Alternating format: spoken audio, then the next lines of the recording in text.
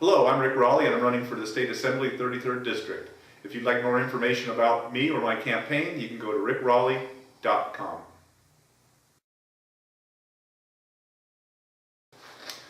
Well, I'm 54 years old. I was raised, for the most part, in Apple Valley. I've lived in Apple Valley for about 40 years.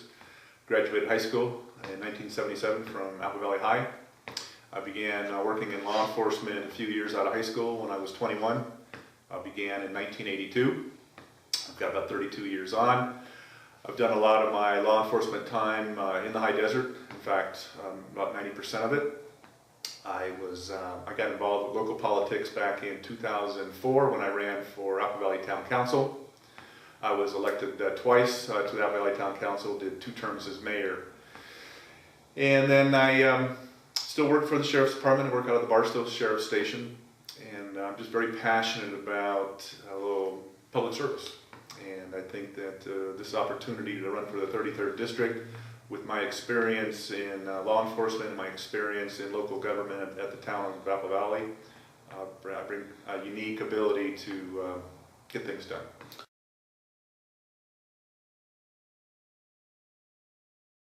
Well, you know, it is important in California. People are disenfranchised with government today. They're disenfranchised with politicians today. There's lack of trust. And I don't really have an agenda. You know, I don't own a lot of property. I'm not a business owner. I'm just an average guy. And I connect with the average person. And I think that in today's world with government people are, like I said earlier, just disenfranchised. But people are chomping at the bit to be involved with government and want to support people who are going to be good for the community. And it's not just in the 33rd District, but the state of California and at the federal level as well. And I think the more people that get involved with government today and run for office, things can be turned around.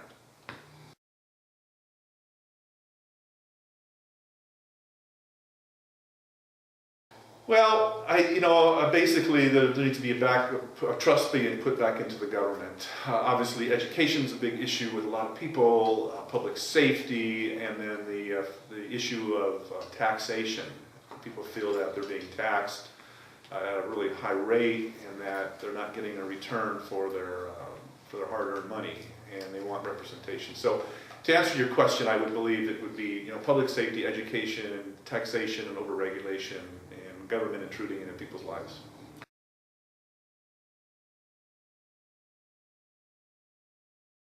Well, the great state of California, I've lived here my whole life in California, and it's always been known as, they call it the Golden State.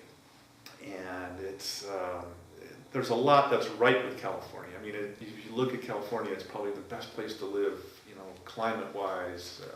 It's, got the most beautiful places to visit.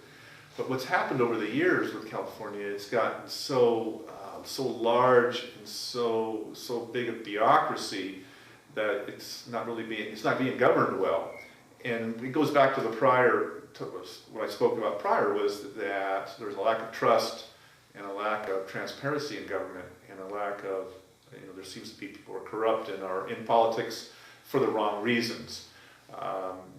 You see people that are lifetime politicians, that they've done nothing but run for office, and they get into office, and a year later they're climbing the ladder, running for another higher office.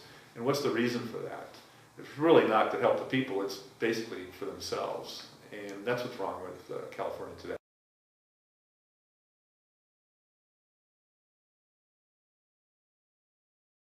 Well, I believe that the challenges in the 33rd are the same that's anywhere in California, and that's basically the issue of overtaxation, overregulation, poor schools, and poor representation of government. And but in the 33rd, there's no doubt about it. I mean, we're a growing, vibrant area, and we're going to continue to grow. The future of California is in districts like the 33rd, where there's so much open space and there's so much possibilities, but we want to make sure we get it right at the same time. And that goes back to when I ran for Apple Valley Town Council. I saw that we had 73 square miles of open land with only 20% of it developed, And here we had a chance back in the early 2000s to mold this community into anything we wanted to do. You basically had a blank page, and I still think that's correct. That's still a fact today for the 33rd too. We have so much possibilities here, and we might make sure we get it right.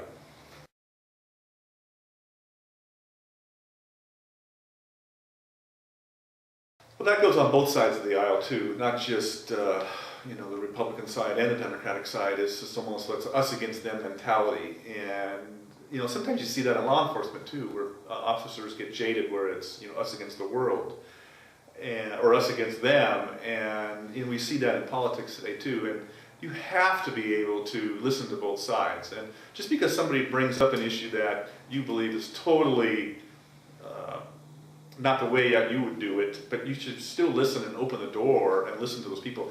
I've been to Sacramento quite a few times now, up there listening to issues and what people have to say, and the biggest frustration with these groups that are in Sacramento is we just want an open door. We want to be able to call you up, come into your office and hear us out. And even if the idea that is something that's totally against what you would support, I would actually, be more than happy to listen to the people and explain to them, the pros and cons, and here's what I could support, and here's what I couldn't. But I surely wouldn't shut the door on them.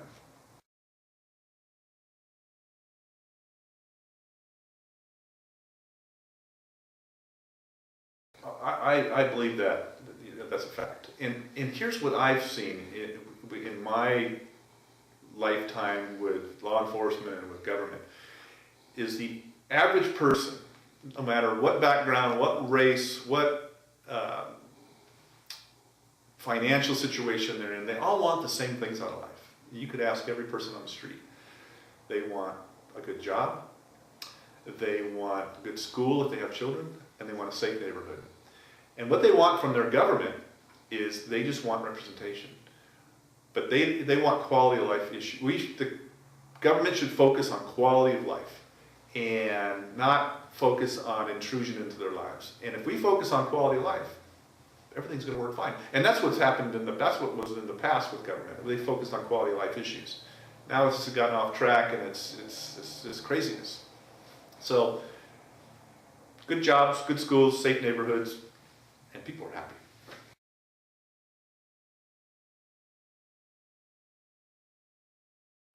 What I like about it the most is getting out, meeting the people. And that's kind of the cliche, meeting the people. But it's true, because most people, sometimes you travel in circles. People follow politics. There's a group of people that follow politics 24/7, 365 days a year. But the average person follows politics only when it affects their lives in a negative way, for the most part. And what I like about it is meeting the people and hearing what their concerns are. The worst part about politics is the negatives that go along with it, the internet and the blogging of things about you or perceived things about you, and it's kind of disheartening. And that's why people don't want to get involved with it, because when you get involved with politics, your whole life is an open book, everything about you, and it turns people off. And sometimes it's hard to deal with, but you just got to put it behind you and move forward. I think it's my background. I really think that 32 years in law enforcement brings a unique perspective on people and on government. And I served my community very well in Apple Valley for 8 years, and I know the good, the bad, and the ugly of government. There's a lot of good, there's a lot of bad. And you have to have a unique ability to work with people and to listen to people and support the underdog, basically. The average person that's out there commuting down the hill to go to work and putting food on the table. And I think that I'm the person for that. I'm not looking to climb the ladder. I did 8 years on the council. I didn't try to jump ship in the middle of my first term and run for something higher, because I was passionate about getting the job done in Apple Valley. And I'd be just as passionate in the 33rd District.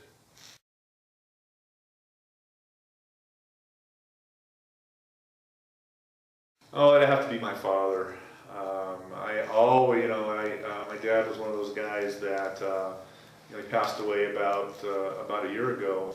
And, but he was one of those guys that I always wanted to please. I respected him, and at times I feared him for good reason. But it molded me into who I am today, and there was no free handouts. In fact, I remember after my 18th birthday, my dad looked at his watch and said, "Well, are you still living at home? You're 18 now." Wow. So it was one of those, and he was just being sarcastic, but it was just that kind of like, well, what are you going to do with your life now? And I always wanted to please him, and even to this day, that I still, can hear him in the back of my mind talking to me about, don't do this or do that, and I was in my 50s and he was still criticizing me for certain things and praising me for others. So I'd have to say my dad.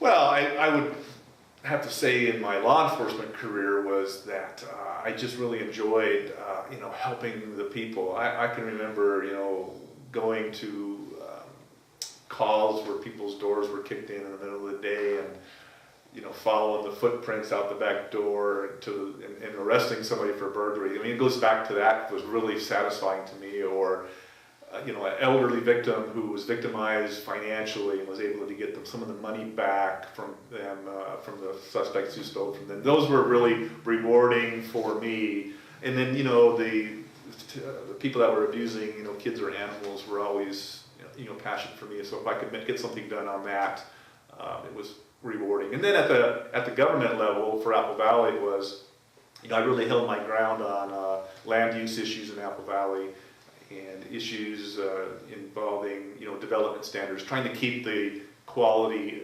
high in Apple Valley. And it was an uphill battle many times, because there's a lot of outside influences that would come into Apple Valley and try to change things. So I was always supported the citizen of Apple Valley before I would support outside interests. So.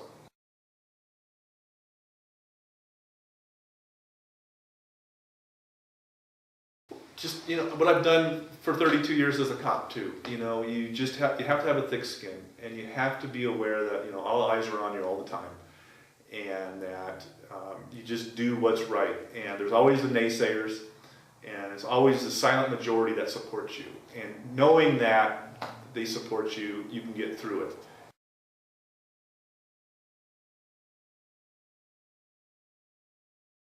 Education is a priority for me, and I actually received the endorsement of the California Teachers Association, and that was interesting.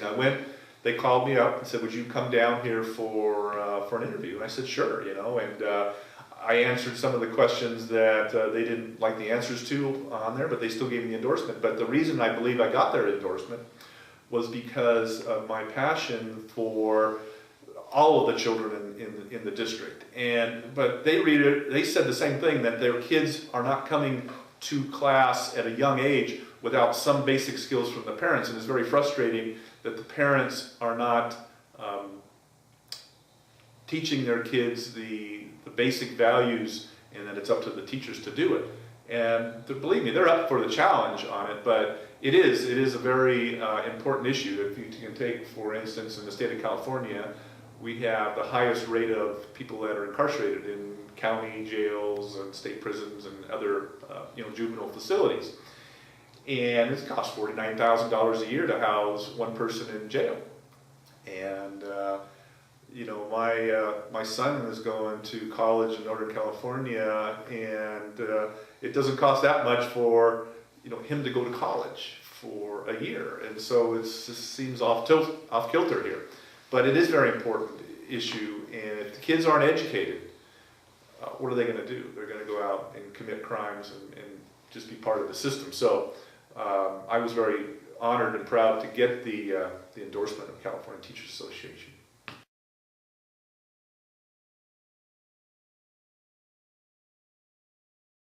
Is its diversity.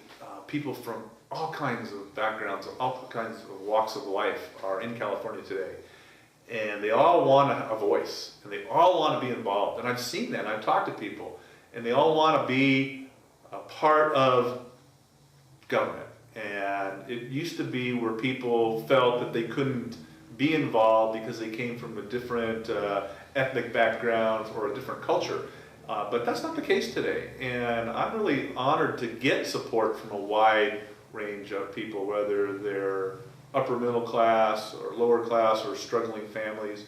And I've had people that can barely, afford to put gas in their car, and they're writing me a $50 check and say, Rick, we want to support you, we want to help you. And I think that if the government in California is going to work today, we need to include, at least listen and have these people have a voice, because they're chomping at the bit to be involved.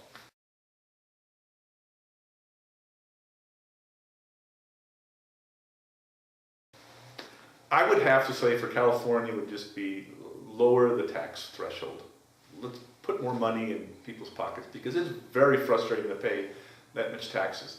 And it goes back to taxes. If I paid $1,000 less a year, I'm just throwing this number out, $1,000 less a year in taxes, that $1,000 would be in my pocket. What would I do with that money? I probably wouldn't save it. I know I wouldn't, but I'd go out and I'd spend it on something. I'd buy a piece of furniture, or I'd put it that down payment on a car. So what does that do when I spend that money? That puts more money into the economy. It gives a person an opportunity for a job. And so that's why I believe for Kingford Day it was, let's lower the taxes and more money in people's pockets, because they're going to go out and spend it, and it's going to get right back into the system. So that would be my king for the day. Just would like to reiterate that I would really love to have the support of the public. There is no magic bullet out there to cure all these problems, but I'm passionate about what I do, and I'm very passionate about the high desert in the 33rd district. I've worked every area of this district. I've gone down every road in 33 years, whether it's Big Bear, Lake Arrowhead, Barstow, Trona, Needles, wherever. I'm just passionate about this district, so I would appreciate your support on June 3rd.